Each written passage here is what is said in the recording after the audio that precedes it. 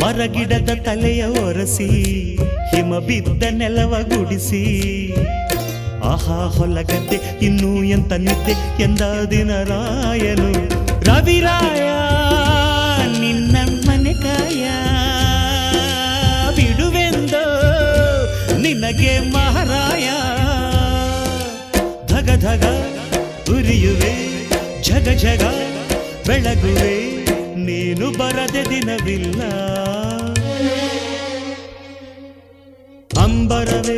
ಅಂಬರವೇರಿ ಸೂರ್ಯನು ಬಂದಾನು ಥಳ ಥಳ ಥಳ ಜಗ ಥಳ ಥಳ ಫಳ ಫಳ ಫಳ ಜಗ ಫಳ ಫಳ